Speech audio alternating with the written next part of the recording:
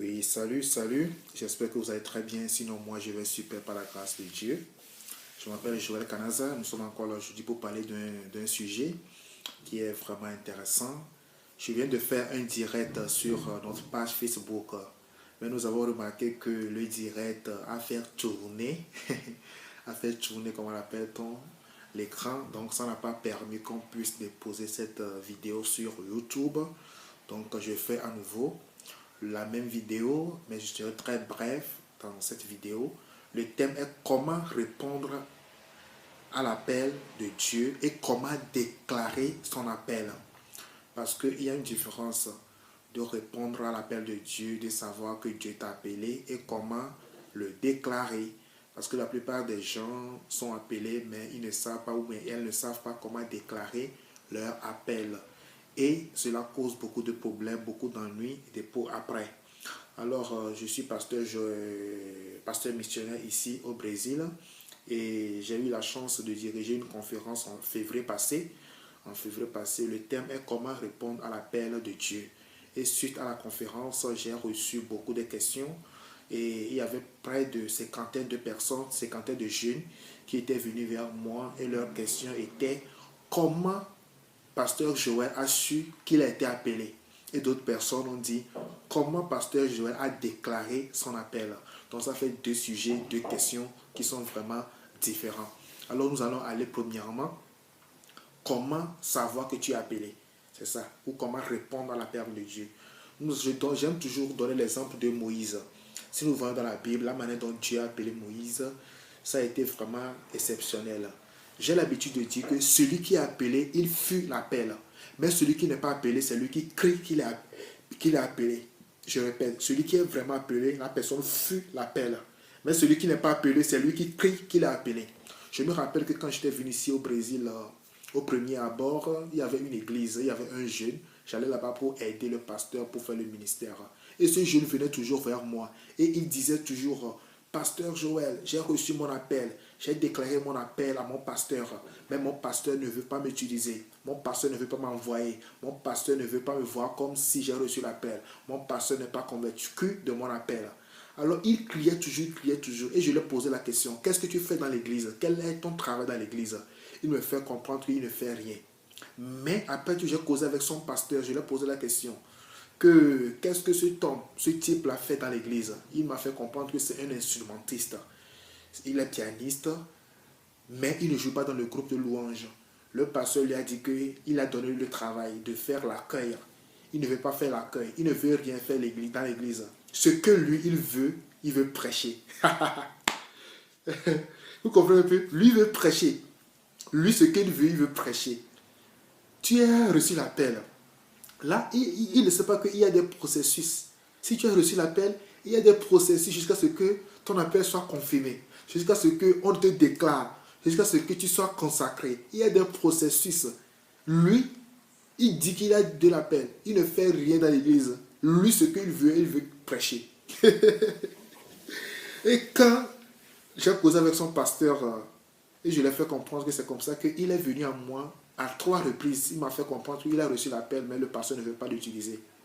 Mais la réponse du pasteur vers moi est que le pasteur m'a fait comprendre que lui, il n'est pas encore convaincu de son appel. Parce que quelqu'un qui est appelé, on voit ça par son comportement et c'est Dieu aussi qui va confirmer à son père spirituel qui est le pasteur. Mais son pasteur n'a rien ressenti. Son pasteur ne voit pas en lui déjà quelqu'un qui est prêt, quelqu'un qui est soumis. Il est soumis premièrement. On l'a demandé de faire l'accueil. Il ne veut pas faire l'accueil. Il est instrumentiste. Il ne joue pas dans le groupe de louanges. Lui, ce qu'il veut, qu'il veut prêcher. C'est pourquoi je dis que celui qui est appelé, il fut son appel. Mais celui qui n'est pas appelé, c'est lui qui crie qu'il est appelé. Comme le cas de Moïse. Quand Dieu voulait appeler Moïse, quelque chose a attiré Moïse. Et aussi, laissez-moi te faire comprendre que si Dieu t'appelle, il faut savoir ce qui t'a attiré premièrement vers ton appel. Pour Moïse, c'est le buisson ardent qui a attiré Moïse. Moïse a vu le buisson ardent en train de brûler. C'est ça qui a attiré Moïse. Il est parti pour aller voir ce qui se passe. Ce qui se passe comme un miracle. C'est par ce buisson que Dieu a profité pour communiquer la vision ou bien la mission de Moïse. En réalité, Moïse ne savait pas qu'il avait un appel sur sa vie. Moïse ne savait pas qu'il avait un appel. Mais Dieu a profité par rapport à ce buisson pour attirer Moïse. C'est pourquoi quelqu'un m'a dit qu'il a reçu l'appel. La première question que je pose est que qu'est-ce qui t'a attiré? Qu'est-ce qui t'a attiré vers ton appel? Si tu as su ce qui t'a pu attirer, là tu peux savoir que tu es vraiment appelé. Mais si tu ne sais pas ce qui t'a attiré, tu ne peux pas savoir. Et ça va dépendre de ce qui t'a attiré, qui va déterminer aussi que tu es appelé. Encore une fois, celui qui est appelé ne crie pas de son appel. Mais on voit ça au travers de son ministère. On voit ça au travers de son attitude. On voit ça au travers de son comportement. Mais celui qui n'est pas appelé, c'est lui qui crie qu'il a appelé. Qui crie qu'il a appelé. Alors, mes amis, l'appel de Dieu, il y a des processus. Si tu es appelé, Dieu va parler avec toi premièrement. Quand Dieu a appelé Moïse, Dieu n'a pas parlé à quelqu'un d'autre. Dieu a parlé à Moïse même. Ça a été Moïse même qui a été concerné. Dieu n'est pas allé parler à quelqu'un pour venir communiquer à Moïse. Mais Dieu a rencontré Moïse d'une manière extraordinaire et Dieu a communiqué son appel à Moïse. Donc si Dieu appelle quelqu'un, c'est la personne qui est concernée premièrement. Avant même que son pasteur ne soit concerné, c'est toi qui seras concerné. Je sais très bien que certaines personnes, si tu es peut-être dans l'église, tu sais comment lire la Bible. Tu sais comment interpréter la Bible. Peut-être que tu es responsable de Recodim. Peut-être que tu es responsable d'un groupe. Et tu commences pas à prêcher un peu. Et les gens vont commencer par t'appeler pasteur. Et après 6 mois, tu vas déclarer que tu as reçu ton appel. C'est pas ça. Il y a plusieurs appels. Tu peux recevoir l'appel de diriger un groupe. Tu peux recevoir l'appel de nettoyer la maison de Dieu, de s'occuper de la toilette, de s'occuper du pasteur. Il y a beaucoup d'appels. Il y a aussi d'appels de devenir pasteur, missionnaire, évangéliste. Il y a beaucoup d'appels. Mais chaque appel doit être confirmé par Dieu. Certaines personnes se retrouvent comme pasteurs parce que les gens les appellent pasteur. Ils ont accepté finalement de devenir pasteur. Et on les consacre pour devenir pasteur. Non. Mais en réalité, c'est Dieu qui va confirmer ton appel. Dieu va confirmer ton appel et Dieu va te donner une paix intérieure. Je me rappelle que suite à notre conférence ici, les gens m'ont posé, une cinquantaine de personnes m'ont posé la question, comment était ton appel? Comment tu as su que tu as eu un appel pastoral? C'est la question que les gens m'ont posée. Vous savez, j'étais venu sur le Brésil, j'ai fait 6 mois. Après 6 mois, j'étais parti au Togo pour passer 6 semaines. Et quand j'ai passé, c'est pendant ces 6 semaines que Dieu m'a confirmé mon appel en réalité. Dieu m'a confirmé mon appel pour devenir pasteur. Ensuite, quand j'étais missionnaire, quand j'étais venu ici au Brésil, j'étais missionnaire. C'est là que Dieu m'a confirmé que j'ai reçu un appel pastoral. Et quand Dieu m'a confirmé cela, en réalité, je n'ai rien dit à personne. Je n'ai partagé à personne. Même à ma famille, je n'ai rien dit à personne. Qu'est-ce que j'ai fait? J'ai pris le temps avec Dieu, j'ai prié, j'ai dit à Dieu, si c'est vraiment toi qui m'as appelé, confirme-moi cet appel. Dieu m'a confirmé ça 1 fois, 2 fois, 3 fois. Plus de 3 fois même, Dieu m'a confirmé ça qu'il est en train de m'appeler comme un pasteur missionnaire. Et qu'est-ce que j'ai commencé par dire? J'ai dit que je ne vais partager à personne, même à ma famille. Je n'ai rien dit à ma famille que Dieu m'appelle pour devenir pasteur. Ensuite, je suis toujours missionnaire. Et j'ai commencé par faire cette prière. J'ai dit à Dieu, si c'est toi qui m'appelles vraiment pour devenir pasteur, je demande que tu puisses révéler mon appel, ma mission à mes responsables spirituels. Ça a été comme ça que j'ai fait. J'ai commencé par prier. Après quelques mois, toujours prier. Dieu révèle mon appel à mes responsables spirituels. Parce que je ne veux pas aller vers eux pour leur faire comprendre que c'est comme ça que Dieu m'a appelé pour devenir pasteur. Non. Ce n'est pas comme ça qu'on fait une déclaration. La meilleure méthode, c'est de prier. Le Dieu qui t'a appelé, il est capable de confirmer ton appel à tes responsables spirituels. Personne ne peut jamais être appelé et se lancer dans le ministère soi-même, non. Et il y aura toujours quelqu'un qui sera ton Paul, comme Paul et Timothée. Timothée a reçu son appel. Mais il a rencontré qui? Il a rencontré Paul sur sa voie. Et c'est Paul qui a déterminé vraiment l'appel que Timothée a. De cette même manière, moi aussi j'étais un missionnaire. J'étais dans mon appel. Mais Dieu est passé par des hommes de Dieu qui ont confirmé mon appel. Que j'ai un appel qui est un appel pastoral. Bien que j'ai su, bien que Dieu m'a déjà confirmé ça. Mais je ne voulais pas aller vers eux. Mais je voulais que ce sont eux qui vont venir vers moi. J'ai dit à Dieu, si c'est Dieu qui m'a appelé, Dieu va vers eux, va communiquer mon appel pour eux. Et après quelques 6 mois, 7 mois, le président des églises Assemblées de Dieu centrale ici est venu vers moi. Il m'a dit, Joël, mon fils, je suis en train de prier pour toi et Dieu m'a révélé vraiment que tu as un appel pastoral sur ta vie, que Dieu te prépare pour des grandes œuvres. Quand j'ai écouté ça, j'ai dit gloire à Dieu, mais je ne lui ai rien dit comme réponse, je ne lui ai rien confirmé même que Dieu m'avait dit ça. Non. Quand il m'a dit ça, j'ai dit merci pour le fait que tu as prié pour moi, merci pour l'accompagnement, et c'était comme ça. Et c'était resté entre lui et moi. Je continuais de prier, j'ai dit Dieu, ça c'est une première confirmation pour moi. Et un jour, on était dans une campagne d'agrandissement de l'école de dimanche ici, et il y a un pasteur qui est venu de l'autre côté, d'une autre ville, qui ne m'a jamais vu, qui ne m'a jamais rencontré. Quand il est venu, notre président lui a présenté que je suis le missionnaire du Togo, ici au Brésil, que je suis en train de faire la mission avec eux. Et pendant qu'il devait prêcher, le pasteur invité, il a reçu une parole pour moi. Il est tourné vers moi, il m'a dit que Dieu est en train de me préparer comme un grand pasteur. Ça a été quoi? Ça a été la deuxième confirmation pour moi. Vous comprenez un peu? C'est comme ça que Dieu œuvre en nous. Ce n'est pas toi qui vas crier à Dieu. Ce n'est pas toi qui vas crier aux hommes plutôt, aux hommes de Dieu, que tu as reçu l'appel, que tu as appelé. Le tigre ne crie pas sa tigritude. Le tigre ne crie pas sa tigritude. Le lion ne crie pas dans la forêt qu'il est le roi. Non. Si tu vas dans une famille même, si tu vois un père, un papa, il crie, il dit que c'est lui qui est le chef de la famille, il faut savoir qu'en réalité, ce n'est pas le père qui est le chef, c'est la maman qui est la cheftaine de la famille. Il faut savoir ça. Si quelqu'un crie que c'est lui qui est le directeur dans une entreprise, que quelqu'un crie que c'est lui qui est le chef, il faut savoir qu'en réalité, il n'est pas le chef. Il faut savoir qu'il a le titre, mais il n'a pas la capacité. Donc, il réclame lui-même ce titre. De la même manière, quelqu'un qui n'est pas appelé comme pasteur, c'est lui qui crie qu'il a reçu l'appel pastoral.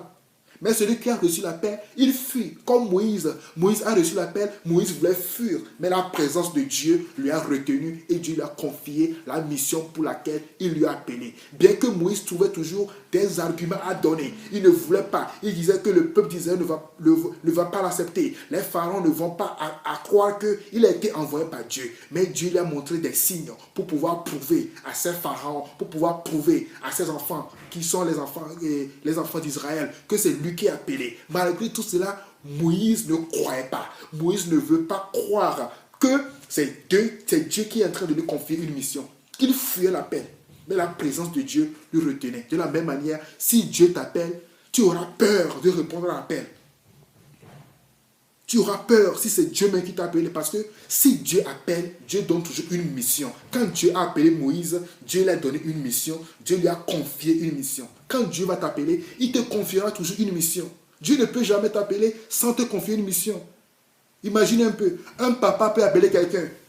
Par exemple, mon papa va m'appeler Joël, Joël, et je vais chez mon papa va me regarder jusqu'à ce que je vais repartir. Non, il va me dire quelque chose, il va me communiquer quelque chose. C'est de la même manière Dieu. Quand Dieu a appelé Samuel, ça a été comment? Même dans le ventre de Anna, Dieu a déjà une mission par rapport à Samuel. Samuel ne savait même pas qu'il était appelé. Il était très petit. Il était dans la maison de Dieu. Il restait toujours dans la maison. Il dormait dans la maison de Dieu. Il était là accompagné d'Élie. Mais sa maman disait que, tu sais quoi, mon fils, la présence de Dieu descend dans le temple. Et si Dieu descend dans le temple, Dieu reste toujours au niveau de l'arc. Donc, quand Samuel a écouté cela, Samuel dormait au niveau de l'arc. Et c'est là que Dieu l'a appelé une fois, 2 fois. Il croyait que c'était Élie qui l'appelait, mais il ne savait pas que c'était vraiment Dieu qui l'appelait. Et quand il a écouté, 3e fois, Dieu l'a dit, Élie l'a fait comprendre, si tu écoutes encore ta voix, dis, Seigneur, je suis à l'écoute, je suis ici. Et c'est comme ça, ça a été l'appel de Samuel. Et 3e fois, quand Dieu l'a appelé, il a dit, je suis à l'écoute, Seigneur, parle. Et Dieu l'a communiqué la mission pour laquelle il l'appelait. De la même manière pour Moïse. Quand Dieu a appelé Moïse, Dieu lui a communiqué la mission. La mission de Moïse était d'aller en Égypte pour aller sauver le peuple d'Israël, pour aller retirer le peuple d'Israël dans la main des pharaons. Parce que Pharaon avait mis le peuple d'Israël dans des conditions nauséabondes, dans des conditions pénibles, dans l'esclavage. beaucoup d'années, plus de 400 ans. Alors Dieu lui a communiqué une mission. Et Moïse disait que non, il trouvait des excuses. Malgré que Dieu lui a montré beaucoup de signes pour démontrer que c'est lui qui est le Seigneur des Seigneurs, Dieu lui a montré que c'est moi qui je suis celui qui suis. Mais cela n'était pas bon pour qui? N'était pas bon pour Moïse. Moïse voulait toujours des arguments. Seigneur, je ne sais pas comment parler. Comment je peux me présenter devant le peuple d'Israël pour leur dire que c'est toi qui m'as appelé? Comment je peux me présenter devant le pharaon pour parler? Alors Dieu l'a dit, va, je vais t'envoyer ton frère Aaron. Ton frère Aaron va parler à ta place. Et c'était comme ça. Si Dieu t'appelle, Dieu prépare toujours la situation. Même si tu es en train de fuir, Dieu va te localiser. En réalité, moi, je dis souvent que je n'ai jamais pensé devenir pasteur. Ma vision, tout ce que je pense, mission, je n'ai jamais pensé que je peux diriger une église un jour où je vais être un berger. Pour moi, aller, implantation d'église, aller de pays en pays, c'était ce que je pense, c'était ma vision et c'était ma prière. Mais aujourd'hui, Dieu m'a mis dans son plan, même ce que je le voulais. Même que les gens disaient pas pour moi depuis des années que non, tu as l'appel missionnaire, l'appel pastoral, tu as l'appel pastoral. Mais tant que Dieu ne m'a pas confirmé, en ce temps, Dieu ne m'avait pas confirmé. Mais le jour que Dieu m'a confirmé, j'ai dit Dieu, cela reste entre toi et moi. J'ai commencé par prier, Dieu, si c'est comme ça, si c'est vraiment c'est toi qui m'as appelé, confirme mon appel à mes responsables spirituels. Les gens pensent que si tu as reçu l'appel, c'est toi mais qui suffit. Non. Si tu as reçu l'appel, il faut savoir que tes responsables spirituels seront concernés. Ce sont par eux que tu vas arriver dans ton appel. Sans un responsable spirituel, sans un père spirituel, tu ne peux jamais accomplir ta mission, tu ne peux jamais accomplir ton ministère ne sera pas un succès.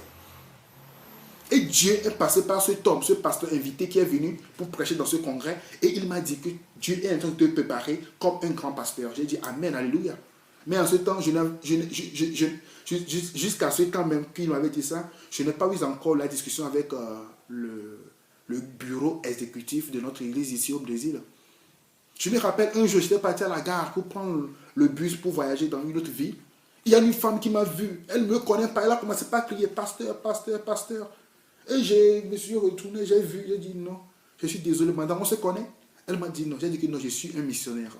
Et elle m'a fait comprendre que non, qu'elle a senti dans mon cœur que je suis un pasteur, que Dieu est en train de me préparer pour une grande mission pastorale. J'ai dit gloire à Dieu. Ça fait la 3e confirmation pour moi. Et j'ai été rassuré vraiment que c'est Dieu qui me prépare pour devenir un grand pasteur. En ce temps, je n'étais pas encore pasteur.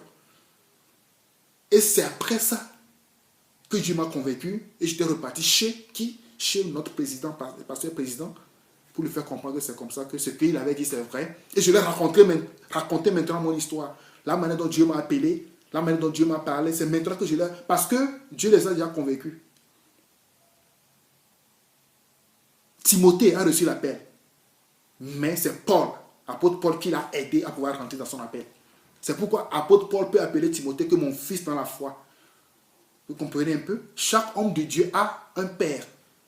Chaque homme de Dieu a un père. Quelle que soit ta position, quelle que soit ta grandeur, il y a toujours un père. Alors l'appel de Dieu, c'est quelque chose qui arrive dans notre vie et on est appelé à savoir si nous sommes vraiment appelés. Et si tu es appelé, il faudrait qu'on voit en toi les caractéristiques d'un homme de Dieu. Par exemple, comme le jeune que je disais, qui disait à son pasteur qu'il a reçu l'appel, On te dit de faire l'accueil, tu ne fais pas l'accueil. Tu ne joues pas dans le groupe de louange, tu n'es pas humble. Tu as ce que tu veux, il veut prêcher. Il veut prêcher.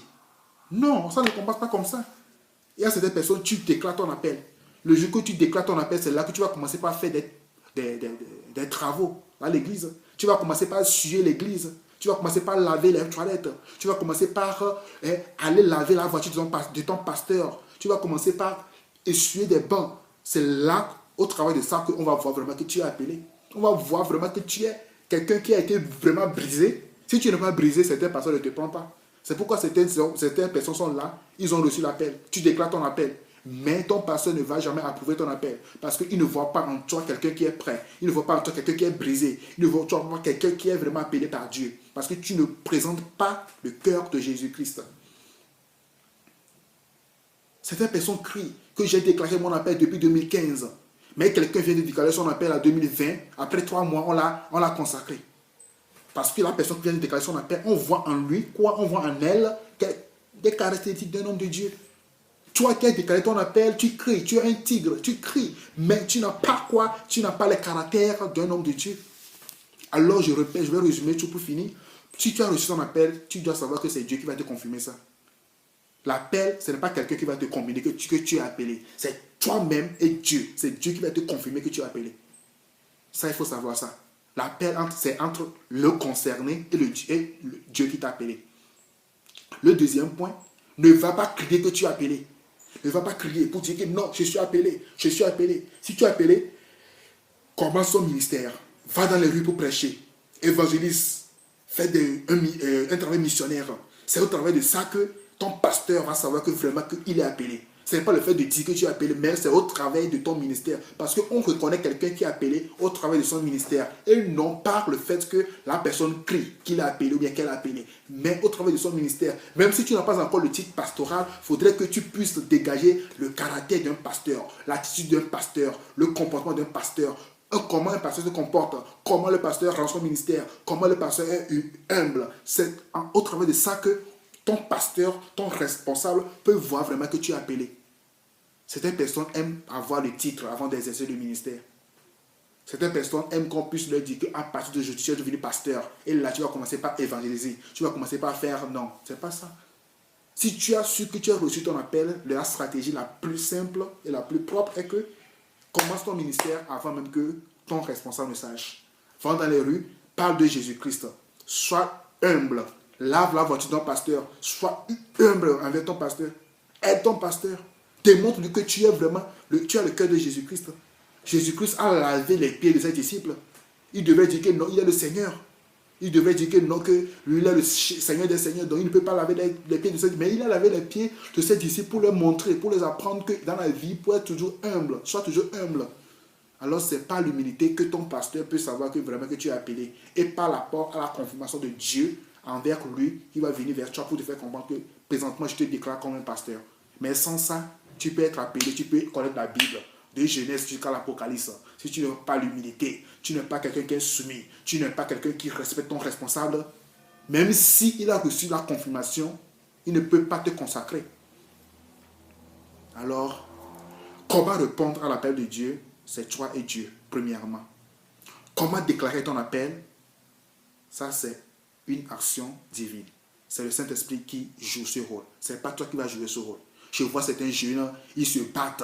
Non, ils se disent, le pasteur ne veut pas me confirmer. Le pasteur ne veut pas me, comment appelle-t-on, ne veut pas avoir la confirmation de mon appel. Je l'ai déclaré l'appel, ça fait déjà 2 ans, ça fait déjà 5 ans, ça fait déjà 10 ans, mais il ne dit rien. Il faut savoir juste que le pasteur ne voit pas en toi un homme de Dieu.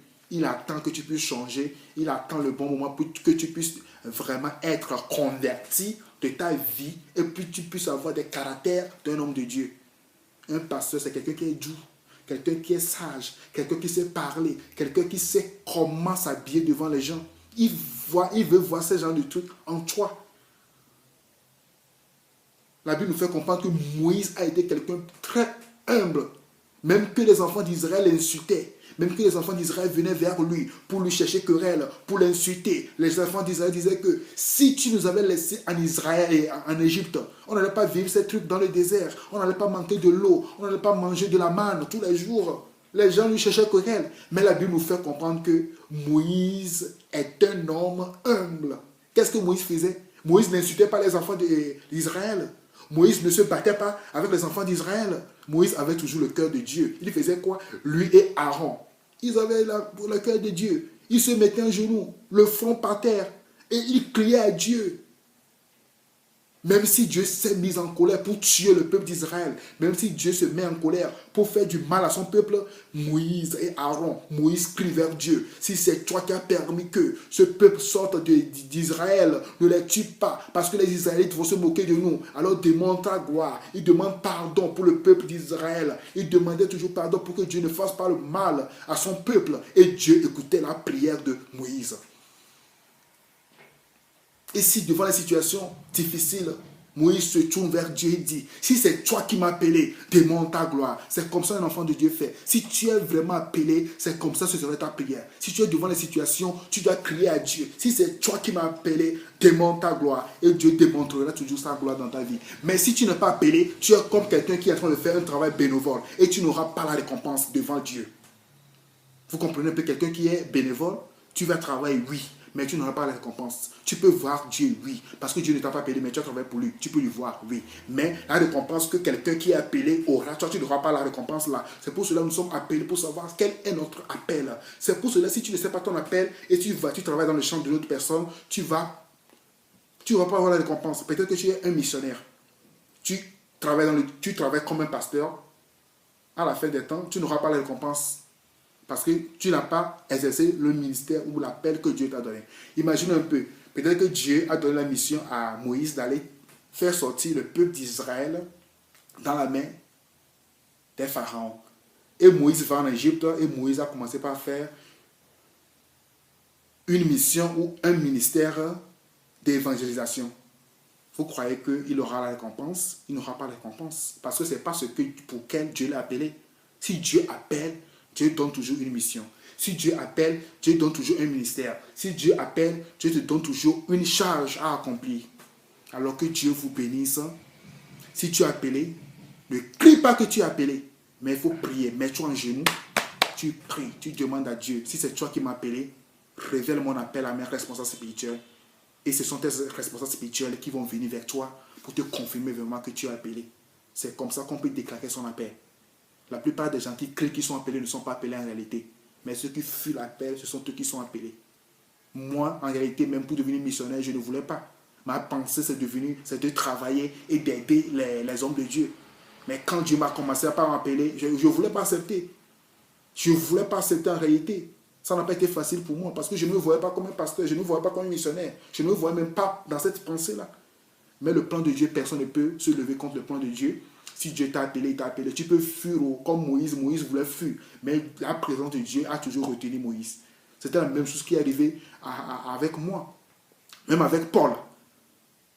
Avec Paul, c'est la présence de Dieu qui a retenu Paul sur la route de Damas. Il a été aveuglé par la puissance de Dieu. Vous voyez un peu? Donc l'appel de Dieu, c'est quelque chose qui vient entre toi et Dieu. Premièrement. Secondo, Dieu va parler à tes responsables spirituels. Et ce sont tes responsables spirituels qui vont te bénir et tu vas sortir sous leur bénédiction et ton ministère prendra feu au nom de Jésus-Christ. Alors je prie pour toi que le Saint-Esprit puisse te rencontrer, toi qui es dans ce doute, toi qui ne sais pas si tu es appelé ou pas, toi qui ne sais pas si c'est ce que tu ressens dans ton cœur, ça vient de Dieu ou pas. Laisse-moi te faire comprendre que parle avec Dieu par rapport à ça. Et si Dieu t'a confirmé ton appel, prie, commence ton ministère. Prie, commence ton ministère et Dieu va confirmer ton appel à tes responsables spirituels et Dieu va leur parler de ton appel, de ta vision, de ce que tu es en train de chercher dans ta vie. Amen. Alors que Dieu vous bénisse. Continuez par nous suivre. Maintenant, nous sommes sur, comment l'appelle-t-on? Notre page Facebook, Joël Kanaza officiel. Nous allons commencer par faire des vidéos directes. Et aujourd'hui, ça a été la première fois qu'on a texté. Mais on va voir comment on peut améliorer et pour que ça puisse donner un bon résultat. Que Dieu vous bénisse. Soyez toujours à notre compagnie et abonnez-vous à notre chaîne et nous allons toujours avoir de bons retours vers vous. Alors, bisous.